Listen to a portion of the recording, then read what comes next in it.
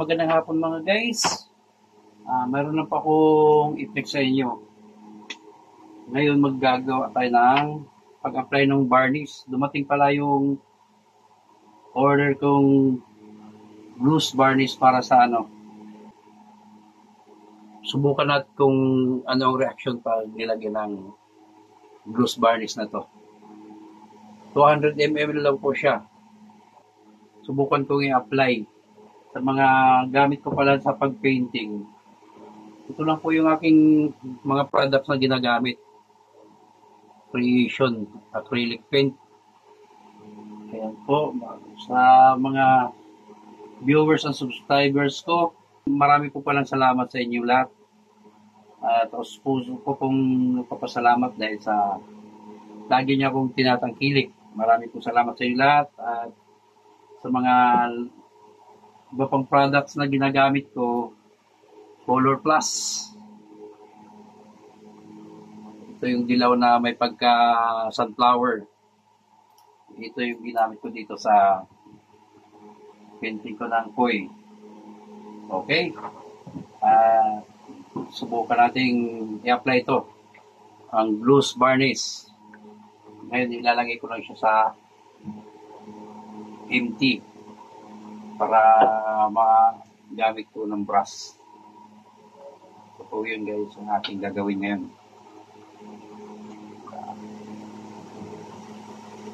Tapos sabay i-apply natin sa canvas. Gagamitan na natin ng brush.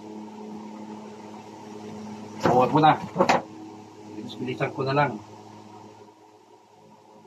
Ayan po.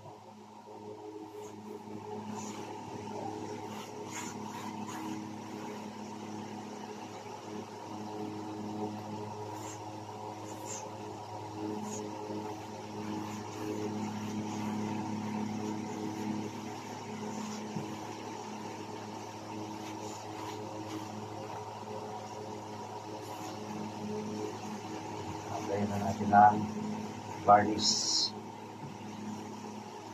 para lalong kumingpag yung kulay ng color.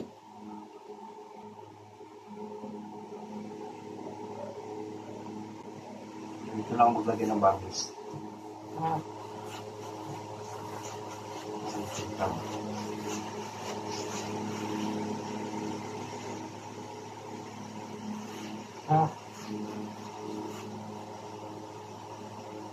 Para lalo lumutang yung kulay ng pintura.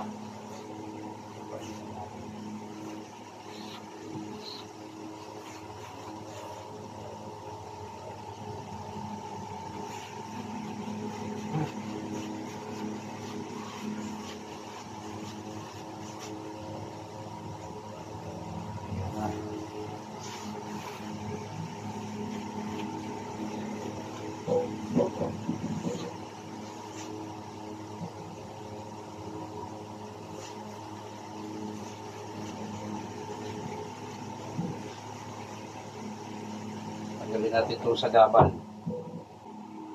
Okay.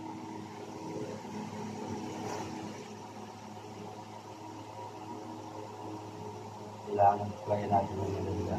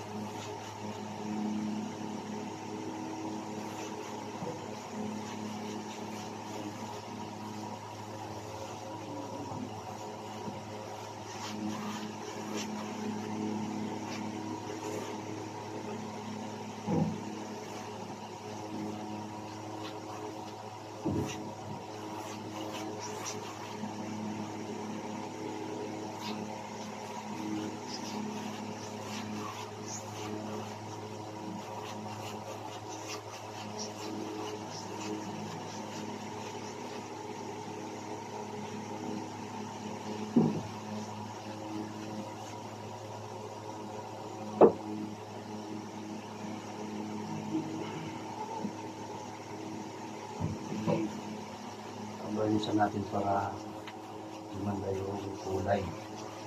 Lalo yung kikintab.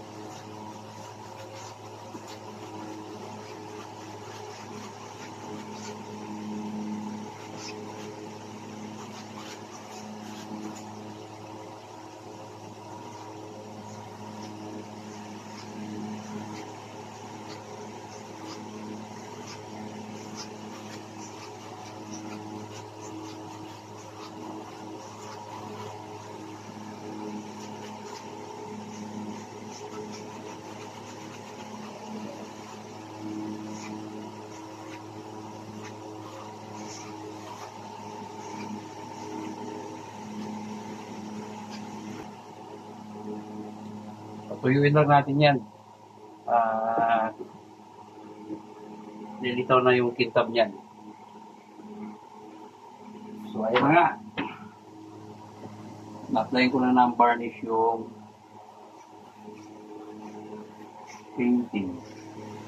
Kintab na siya. Pag natuyo na yan, gaganda na yan.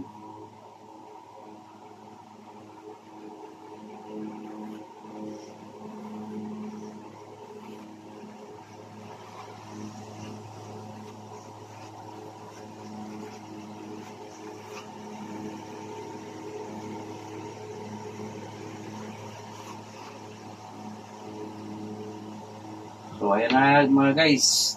Tapos na natin pagpahid ng bami. Pag natuyo yan, lalong lulutang ang pintab ng kulay. Padala ng ganda ng isang painting.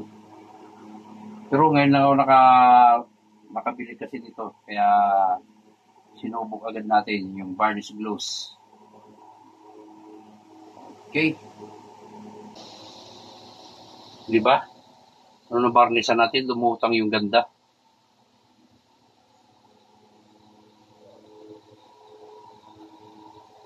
Para siyang tuloy, nasa ilalim ng tubig.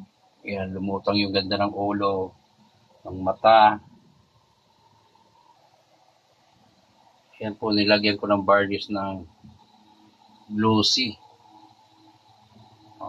Basa pa yan, kaya di pa natin pwedeng hawakan. Pero yun po ang finished product ng aking painting na nabarnisan. Maraming salamat mga guys.